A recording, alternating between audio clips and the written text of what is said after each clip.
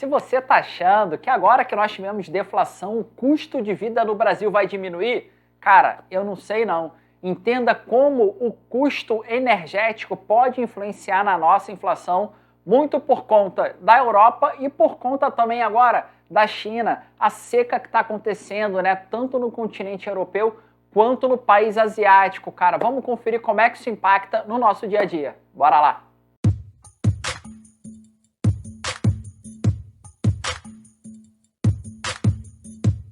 Não há nada ruim que possa piorar, né, cara? Se você acha que foi no mercado, os alimentos já estão caros, né? Pô, a gente está indo no mercado, com R$1.000 a gente comprava uma quantidade X de alimentos que hoje em dia a gente não consegue mais, né? Se você achou que isso estava aliviando por conta do IPCA ter vindo mais baixo, cara, vamos ficar esperto como é que pode ser o ano que vem, tá? Como é que isso pode afetar diretamente o nosso bolso e, obviamente, como a gente pode se posicionar como investidor, dando uma olhada no cenário macro. Vamos lá, mas antes, cara, ó, antes da gente começar a falar sobre o tema, curte o vídeo aí, se inscreve no canal. Se eu falar alguma coisa que você não entenda, deixa aí nos comentários, tenho o maior prazer em estar respondendo, tá? Quando se inscrever, ativa o sininho toda vez que subir o vídeo aí, vídeo novo de domingo a sexta, belezinha? Então toda vez que subir um vídeo, você já é notificado. Então vamos parar de enrolação e vamos falar aí o que interessa, né? Nos últimos dias aí, o que a gente tá vendo aí no noticiário, né, cara? O jornal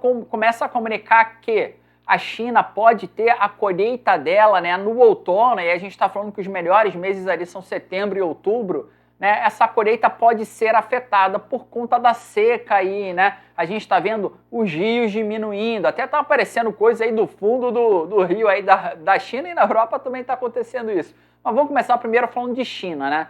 Então a gente está vendo aí uma questão de seca, até a China está querendo colocar um ambiente, né, fazer chuva artificial para não prejudicar tanto a colheita. Um dado importante é o seguinte: a colheita de grãos na China, tá, nesse período do outono, que é o período conhecido como outono de ouro, ele é responsável por 75% da colheita anual. Então pensa que 75% da colheita de grãos anual, ela pode estar comprometida. Claro que a China vai tentar uma maneira de amenizar, de reduzir pelo menos ao máximo esse impacto. Mas vamos falar o seguinte, cara, a gente precisa entender, né, os grãos. Tudo que a China produz de grão é relacionado só para eles? Esses alimentos abastecem somente a população chinesa ali, que não é pequena, convenhamos, ou chega a ter algum tipo de exportação? A seca, ela acaba afetando um outro ponto também. Quando a gente tem uma seca nos rios, a gente começa a ver o seguinte: o transporte ali fluvial, né, começa a ser afetado. O que pode ter de transporte, de frete, que impacta por conta das secas? Esse é um outro ponto que pode estar ajudando a elevar o custo. Tanto uma escassez de grãos, tá? E aí, se a China exporta isso, né, talvez passe a não exportar, a gente começa a ter uma mesma demanda com uma oferta menor. Isso faz com que o preço aumente. Se a gente tem um transporte ali, utilizando os rios, né, e costuma ser um transporte mais barato, o transporte marítimo é um transporte mais barato. Quando você compra lá algum produto da China, você não compra hoje, ele chega amanhã. Por quê? Porque ele vem de navio, né? Isso demora, mas é um frete que é mais barato. Então, qual seria a alternativa? Seria um frete rodoviário? Seria um ferroviário? Ainda conseguiria ser mais barato do que o rodoviário? A gente teria que ver como é que exatamente funciona a economia chinesa, né? Mas provavelmente o frete marítimo costuma ser mais barato, beleza? Então, esse daí é um ponto. Até aí, se estiver tranquilo, a gente segue, senão já deixa aí nos comentários que eu expliquei para vocês, beleza? Então vamos lá.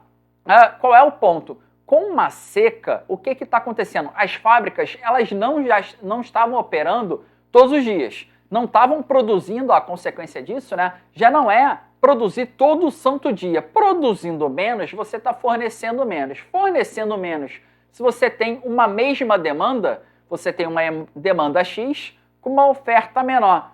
De novo, está subindo o preço, e eu estou falando de seca aí, do período climático aí, né? Do período de seca aí que está afetando vários pontos. Isso é para a gente entender como é que pega vários pontos da economia que vão sendo afetados dentro da China, tá? Depois eu vou só fazer um adendozinho aí para falar de construção civil para a gente botar um tempero aí nessa conversa. Então, considerando a seca e as fábricas operando menos, né, as hidrelétricas passam a ter um pouco mais de dificuldade, já que a gente não está tendo, já que os chineses não estão tendo água. O que acontece? O consumo de energia domiciliar, ele aumenta também. Por quê? Porque tá calor pra caramba. Cara, a China chegou a bater 45 graus, né? Quem é que aguenta ficar sem um ar-condicionado com 45 graus? Então, por mais que você tenha uma economia, um racionamento de uma parte de fábrica, né, de uma indústria, você tem, às vezes, um aumento de consumo pela parte domiciliar, tá? Justamente porque as pessoas não aguentam ficar tanto tempo aí fora do ar-condicionado. E aquele temperinho que eu falei. Cara, existe uma crise imobiliária na China. Na semana passada chegou a ser divulgado prédios inteiros sendo ali demolidos ali, né? Implodindo, né? Eles estavam implodindo ali os prédios tombando. Por quê? Porque as construtoras não estavam tendo condições de seguir com a obra. E aí eles precisavam pagar quem eles estavam devendo, vão vender terreno, aquela coisa toda. Então, a gente ainda tem um temperinho. A construção civil é responsável por 30% do PIB. Coloca aí, cara, 30% do PIB. Então, isto pesa pra caramba. Quem é que constrói na China? Né? Tem que ter uma mão de obra. Essa mão de obra vai ser realocada, o mercado de trabalho vai absorver essa mão de obra, mas as fábricas estão operando menos. Talvez a colheita seja reduzida. E talvez essas áreas também, os empregos das pessoas também sejam afetados. A gente não sabe exatamente por quanto tempo isso vai durar. Então a gente já começa a botar algumas questões aí de que a China, para crescimento de PIB, a coisa não vai estar tão facilzinha aí como era antigamente, tá? Facilzinha falando comparado com outros países, que a China sempre cresceu, percentualmente cresceu mais, né? Crescia forte. Então, a construção civil não está indo de vento e popa, muito pelo contrário, está complicado. Vamos lá. Para construir um prédio, você tem que ter a mão de obra, mas o que você tem que ter também? Cara, você tem que ter materiais para fazer com que aquele prédio suba. O Brasil fornece material para esse tipo de setor, né, para a construção civil? Fornece. Então, a gente vai ver minério de ferro também pesando, como a gente já está vendo aí, tá? Com a siderurgia pesando. Então, as nossas empresas que estão relacionadas à China e que têm uma forte exposição, sempre falo isso, a China indo bem, a gente vai bem, né? Mas essas empresas tendem a sentir. A gente viu uma bolsa subindo aí forte até há pouco tempo atrás, porque o gringo estava entrando muito, né? Mas a questão é, até quando que o gringo vai querer a bolsa brasileira, né? Então, esse é um ponto aí para um outro vídeo, mas só para a gente não fugir do foco, a gente viu a subida da bolsa porque o gringo estava entrando, mas você não viu o vale subindo, por exemplo, tá? Então, este é um ponto que a gente precisa ter atenção. Então, eu falei vários tópicos aí em relação à inflação que pode acontecer na China, né? E ao custo energético, né? A hidrelétrica ela é mais barata do que uma termoelétrica, por exemplo. Então, esse custo energético pode aumentar. O fornecimento tende a diminuir e isso vai ser repassado. Cara, quantas coisas que a gente não tem aqui no Brasil que vem da China? Isso vai acabar impactando no Brasil também, mas a gente vai chegar no Brasil. Vamos falar da Europa. Europa está enfrentando seca aí, né, cara? Os rios baixando. Se não bastasse a guerra da Ucrânia com a Rússia, que já fez com que elevasse o preço aí do gás natural, o petróleo chegou a subir e essa guerra continua, a gente tem que parar para pensar o seguinte. Cara, o inverno vai chegar, tá? E aí, inverno, eu estou falando período de dezembro a fevereiro na Europa.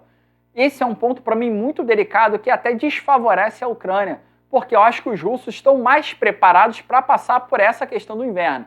Outra, o gás natural já não vem sendo fornecido como era antes para a Europa. A gente vê uma Alemanha, por exemplo, a gente vê uma Itália em situações um pouco mais críticas, né, com relação ao gás natural. Como é que a Europa vai passar pelo inverno sem um fornecimento de gás necessário para eles, né? Pode fazer racionamento e tal, mas qual vai ser a alternativa, já que a gente não constrói um gasoduto do dia para a noite, né? E muito menos em poucos anos, tá? Construir um gasoduto demora, às vezes, décadas, tá? Só para você saber. Então, é um ponto que a gente precisa ter atenção. Como é que vai ser? Aí eu falei setembro e outubro na China, dezembro, janeiro e fevereiro na Europa. Isso tudo, a guerra continuando, a seca, a falta de água, faz com que eleve novamente os custos. Se você também não está tendo chuva, pode ter certeza que aquilo que a Europa tem de agricultura vai ser afetada também, tá? A gente só precisa saber o peso exatamente de quanto que isso exporta para cada país.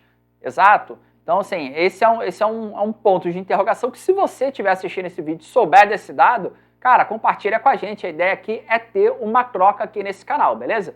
Então, esse é um ponto que a gente precisa ficar de olho, porque a gente está falando da China, mas se está tendo seca na Europa, cara, também vai afetar a agricultura. Isso não muda muito, beleza? Então, o que a gente começa a ter? De novo, um custo energético maior. Eu acho que a Rússia vai cravar, no inverno mesmo, vai cravar o gás. Como é que a população da Europa vai ficar? Esse custo, como é que vai estar esse custo energético, cara? Como é que vai passar, como é que a Europa vai passar por essa estação aí nos próximos meses? Então, isso vai fazer com que eleve o preço da energia. Cara, a fábrica que ficou parada lá na China, não se engane, isso já aconteceu na Europa antes, tá? E pode acontecer de novo, fazendo com que, novamente, a gente tenha uma elevação de preços. Pensa só, olhando para outro aspecto. Cara, eu sou o fabricante, você é o meu cliente. Eu tenho que te entregar um produto. Eu vou começar a te entregar num prazo maior, né? Já que o meu custo de energia está muito alto e eu não posso ficar operando todo santo dia como eu operava antes. Só que eu vou ter que fazer o quê? Eu vou ter que repassar isso, cara. Uma que a minha energia está mais cara e outra que eu não estou produzindo como eu produzia antes, eu produzia menos.